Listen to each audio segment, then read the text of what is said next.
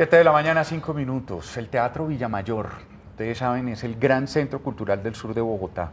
Tenemos unos centros culturales, unos polos de desarrollo cultural que se enmarcan no solamente dentro de esa deuda que tenemos con la cultura permanente, sino ahora que se habla de la economía naranja incluso, cómo podemos incluir la cultura y el teatro a una corriente económica que lo haga autosostenible y que le dé su verdadera dimensión.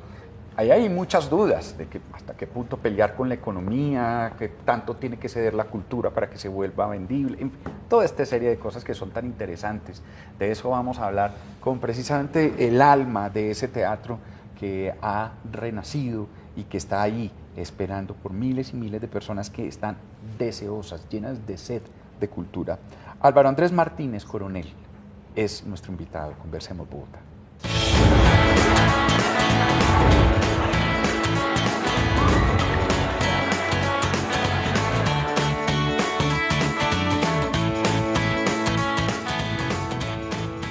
Bueno, Álvaro Andrés, usted, por lo que veo de su hoja de vida, tiene más preparación que un cumis, ¿no? Una cosa... Sí. Bueno, Mauricio, pues Mauricio Isabel, muchas gracias por la invitación, sobre todo por pensar en el Teatro Villamayor, que en trabajo en equipo, yo creo que eso es muy importante, hablar de lo que hemos hecho con nuestros aliados y desde la Alcaldía Local de Antonio Nariño para su recuperación. Se ha convertido en un centro importantísimo, que ya lo era, pero lo hemos recuperado para Bogotá y para el sur de la ciudad sobre todo. Sí, estábamos hablando de un Master en Management en International Arts, Montreal, ¿no? Administrador de empresas, con opción en antropologías, literato con opciones de estudios clásicos de la Universidad de los Andes, trabajado en el Ministerio de Cultura en diferentes cargos, bueno, y en las artes y llega a manejar un teatro, el Teatro Villamayor. Entonces, si quiere, nos habla porque es increíble, como tenemos un foco cultural tan importante, digamos, muy en comparación con lo que podría ser el Teatro Mayor Julio Mario Santo Domingo en el norte de Bogotá, ya, pero un teatro de una fuerza cultural muy importante y lo tenemos todavía ahí como sin conocerlo muy bien, ¿no? Vale, pues usted mencionó dos agentes muy importantes ahorita, me parece muy importante mencionar que llego yo a dirigir el Teatro Villamayor. Ahí hay que hacer un reconocimiento muy importante a la Alcaldía Local de Antonio Nariño y su alcalde local, que ustedes lo han tenido acá en este programa, con un desarrollo técnico. Él nos da una pauta de hacer un desarrollo técnico del Teatro Villamayor, alejarlo de otras dinámicas y prepararlo para las artes. Venga, ¿no? ¿qué es un desarrollo técnico? Sí, o sea, ¿estamos hablando de la infraestructura? No. Un desarrollo técnico es que lo dediquemos para lo que es. Que los escenarios culturales son para la cultura y no para otras dinámicas. Anteriormente, ¿no? ¿para qué se estaba utilizando? Había para temas culturales, pero también llevaba un par de años en los que no sucedía mayor cosa. Ahí sucedía cosas chéveres con IDARTES, que siempre, sobre todo con el programa Cultura en Común, que ha sido fundamental para ese teatro y para diversos escenarios alrededor de Bogotá, ¿no? Ustedes saben que ellos están en 11 localidades llevando oferta cultural a precio cero para las localidades y desconcentrando la oferta. Ellos estuvieron mucho tiempo en el Villamayor, pero nosotros llegamos desde esta administración a fortalecerla, ¿no? Pero venga, cuando hablamos de solo para la cultura, por ejemplo, hay unas actividades que los teatros necesitan y con los cuales reciben un dinero. La graduación, no sé, el evento, sí, donde el vienen los conferencistas del internacionales y entonces alquilan el espacio y eso le entra un dinero al teatro que después necesitan para poder patrocinar el grupo de danza local que no tiene el dinero. Eso está dentro del concepto técnico. Eso está en lo que queremos desarrollar para el Teatro Villamayor. En este momento hay varios tipos de teatro, nosotros somos un teatro de alianzas y nuestra mayor fortaleza está en las alianzas, primero institucionales, con todas las agencias del Distrito para la Cultura, y ahí hay que nombrar a la Orquesta Filarmónica de Bogotá y las agrupaciones juveniles que se presentan una vez al mes en el teatro. Somos sala asociada de la Cinemateca de Bogotá y presentamos... También exactamente. Cine. Esa articulación me parece que a mí que es muy valiosa y ahí es donde entra el desarrollo técnico. Yo creo que hay algo que ha sucedido sin precedentes en este teatro, es que finalmente tenemos toda la oferta cultural del distrito articulada en este epicentro cultural de Bogotá, que eso no había sucedido antes. Sucedían cosas interesantes, había presentaciones culturales, artísticas, articulado usted con algunos festivales, pero nunca se había recogido toda la oferta cultural del distrito ya existente, que hace itinerancias por toda la ciudad. Nunca la habíamos tenido concentrada en el centro del Teatro Villamayor. Promoción de lectura hacemos con Bibliored, por ejemplo. Es muy importante lo que hemos desarrollado con los niños de la localidad, acercándolos al mundo del libro y la lectura. Es pensar el Teatro Villamayor más como un centro cultural que solamente como un auditorio, lo que usted estaba diciendo, o como solamente un escenario. ¿Cómo es el teatro? Descríbamelo un poco. ¿Qué aforo tiene? ¿Cómo son sus características físicas también? Es una sala de 291 personas con un escenario, digamos, interesante para los escenarios que tenemos en centro-sur de la ciudad. No muy grande, pero muy importante. Claro, ¿no? pero yo creo que ya los teatros también tan grandes hasta que suena. ¿Ese es su celular? Yo que es mi celular. Soy ya lo pagamos. ¿Cierto? O sea, que lo que suena. Alguien que se lo estoy viendo en el canal Capital, dígale que saludos. Venga, estos teatros no muy grandes es lo que hoy, digamos, se usa y se necesita. ¿Cómo se llama? El del centro, Jorge Eliezer Gaitán, ¿no? De 1000 sillas. ¿Cuántas tiene más? O sea, son Como unas... 1100, Poco ¿no más de son? 1000 sillas. Poco más de 1000 sillas, exactamente. El Teatro Metropolitano de Medellín, unos monstruos que son en Cali, en fin, que son unas cosas tan grandes, pues son importantes, pero la verdad es que son muy difíciles, ¿no? Sí, realmente la operación y el mantenimiento de un teatro de pequeñas dimensiones y de grandes dimensiones pues tiene sus costos y está asociado a que haya, digamos, personal capacitado para todas las actividades de un teatro, para la parte de sonido, para la parte de luces, para la publicidad no la hace un periodista, tiene que ser un periodista entrenado en temas culturales. Entonces, pues lo que usted dice es cierto, los espacios pequeños nos permiten un mayor factor de movilidad, de poder realizar mayores cosas en espacios pequeños. Yo valoro mucho lo que hace el Teatro Mayor, que usted lo mencionaba, y lo que está haciendo el Teatro Colón en estos momentos, pero son infraestructuras mucho más grandes y modelos de gestión pues mucho más poderosos que puedan atender esos espacios tan importantes, Bueno, ¿no? porque es que la gestión, venga, cuéntenos eso. Es muy interesante, no sé si a ustedes les parece, esta pelea permanente entre la necesidad de que entre dinero en una sociedad en general donde la cultura no es considerada y no tiene muchas facilidades para generar dinero. Esa afirmación no es tan cierta porque efectivamente se ha logrado en muchos momentos lograr que la cultura de dinero, pero encontrarle esa cuadratura al círculo es muy difícil, ¿no? Y sobre todo ahora que se habla de la economía naranja, se supone un presidente que tiene una especialización en economía naranja, no sé, ¿usted cómo ve ahí esa dinámica? Me gusta su metáfora de la cuadratura del círculo, porque realmente es difícil y sin embargo sucede, ¿no?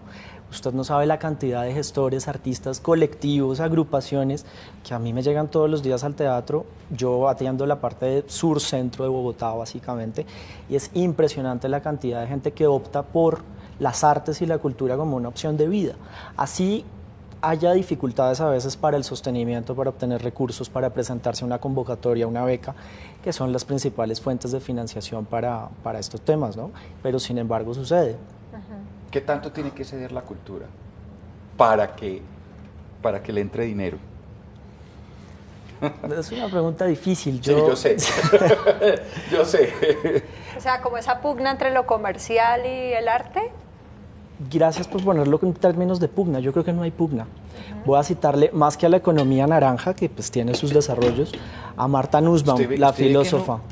No, le quiero citar a Martha Nussbaum, sí, claro, la filósofa. Ella nos dice, muchas veces hemos visto que las artes y la cultura son un tema absolutamente separado de la economía, de otros temas, y yo creo que no hay nada más necesario para nuestras democracias que las artes y la cultura. Claro, pero es decir, una cosa es ser necesario y la otra es que eso efectivamente de dinero, lo digo porque es uno de los temas que más me preocupa a mí en la vida. porque pues me parece que la cultura tiene una... Es decir, a mí no me tienen que convencer, y yo creo que muchos televidentes del canal Capital no lo tienen que convencer de la importancia de la cultura. Es que lo necesitamos, es que vivimos llenos de sed de cultura, es que evidentemente cualquier manifestación cultural en la ciudad tiene gente que responde. Ay, es un bálsamo, ¿no? Es un bálsamo, o sea, efectivamente ahí, y yo creo que lo que nos falta en esta sociedad es menos mirar cómo vamos a conseguir, no sé, menos negocio puro y duro que cultura. Necesitamos mucha cultura. Entonces, por eso le pregunto cómo hacer para usted, que es un gestor cultural. Hay varias fuentes, ¿no? Ajá. Yo creo que lo que se hace desde lo público es muy importante. Y lo público. Sí, hay 3 fuentes de financiación que yo creo que tenemos que tener en cuenta en este campo. El primero, lo público es fundamental. El gran portafolio de estímulos y de programas de concertación que tiene el Ministerio de Cultura y nuestra Secretaría de Cultura acá en Bogotá, pues es fundamental, y si usted es gestor cultural, necesariamente va a tener que verlo o acceder o pasar a eso. Porque lo público es fundamental. Lo privado también, por supuesto. La cultura tiene una tradición muy fuerte en Colombia de ser una organización no gubernamental la que la gestiona, no necesariamente es una industria. Eso es para lo que entiendo que usted quiere que hablemos un poco más. Pero si usted es ONG, lo público y lo privado son fundamentales, moverse con donaciones, que grandes organizaciones puedan ser donantes y que personas naturales también puedan ser donantes y que usted pueda conseguir esos recursos. Pues así es como sobreviven día a día todas las organizaciones que funcionan.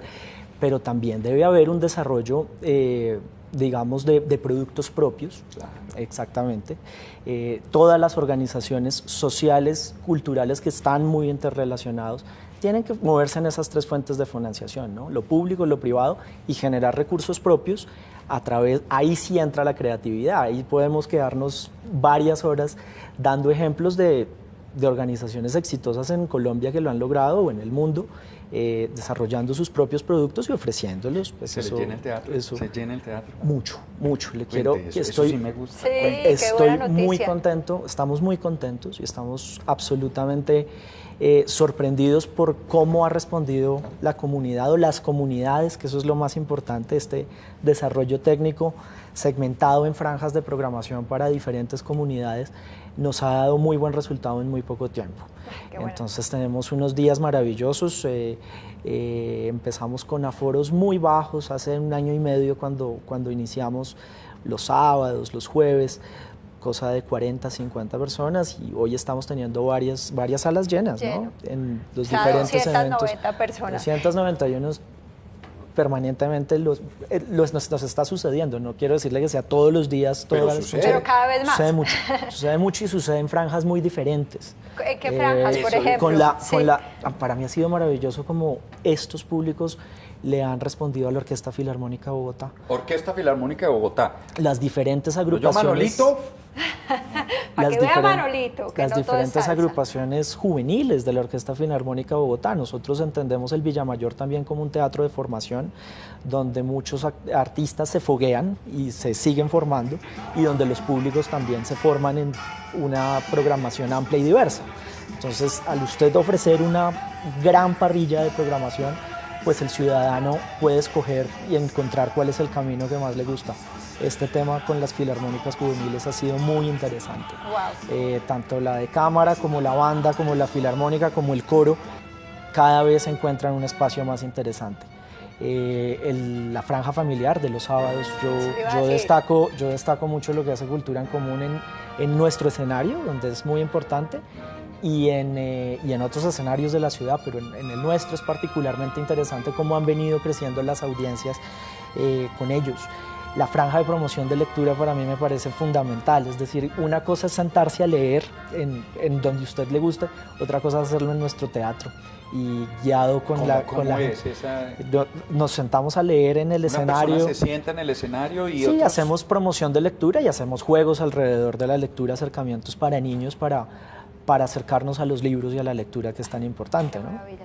Oiga, bueno, eso en términos, digamos, tangibles, cuando nos habla de los llenos que ha logrado, pues ya se ve, digamos, que el impacto que ha tenido el teatro y esta revitalización, pero cuando hablamos del impacto menos duro, sino realmente las vidas de las personas, ¿qué transformación siente usted que ha vivido la comunidad gracias al teatro?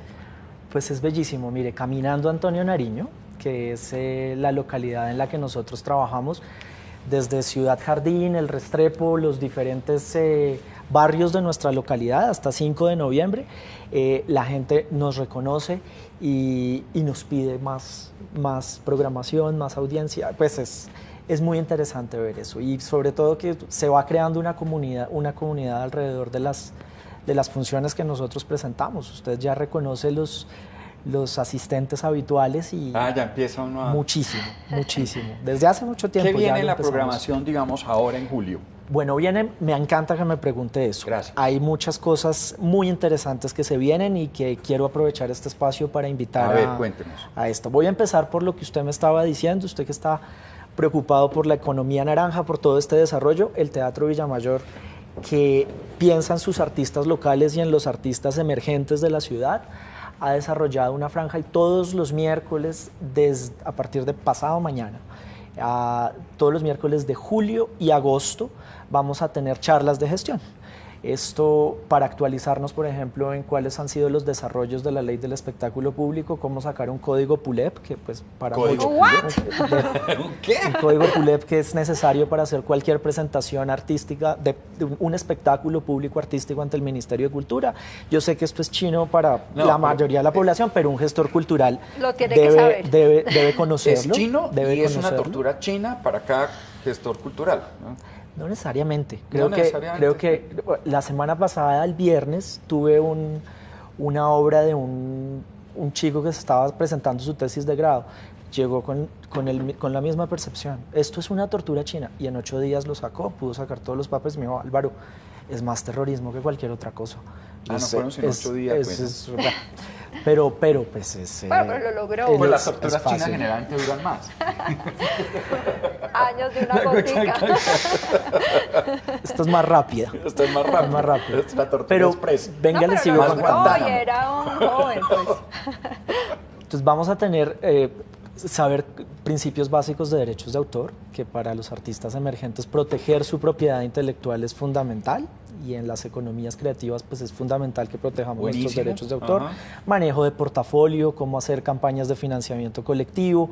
Vamos a tener una serie de conferencias que va a ser importante para que el gestor cultural que está iniciando pueda tener bases. No es un curso, no es una maestría, pues, temas importantes que debe conocer un gestor cultural. Lo que le digo, temas de ley, temas de permisos, temas de agenciamiento de su portafolio. Eso todos los miércoles de julio y agosto vamos a estar a las 6 de la tarde en el Teatro Villamayor con artistas locales, son charlas con artistas. Bueno. Le cuento otra para que vayan mañana. Una franja muy interesante que concebimos con la Fundación Salvi, quienes hacen el Festival de Música Clásica de Cartagena, un socio que ha sido muy interesante para el Teatro Villamayor, con quien tuvimos un par de conciertos el año pasado y con quienes este año hemos impulsado la formación. Entonces, los martes de junio y julio hemos hecho una franja con sus becarios para conocer los instrumentos musicales. Entonces, el becario que dedica su vida al clarinete, que dedica su vida al oboe, mañana al corno francés, y que sabe todas las especificaciones, secretos, y bueno, todo lo que un instrumento puede abarcar, lo comparte. Sí, el corno francés. Bueno, puede ir mañana. Más difícil de tocar que... No, pues eso debe ser peor que la tortura. Sí, sí, eso es con decirle que es más fácil sacar el código PULAP. Eso iba a decir. Bueno, muchas gracias, Álvaro. Vale. Muy amable, muchísimas gracias. Además que se ve que realmente lo disfruta y que le imprime toda la pasión al trabajo. Muchas gracias. Los esperamos en el Teatro Villamayor. Claro que sí, son las 7 de la mañana. 25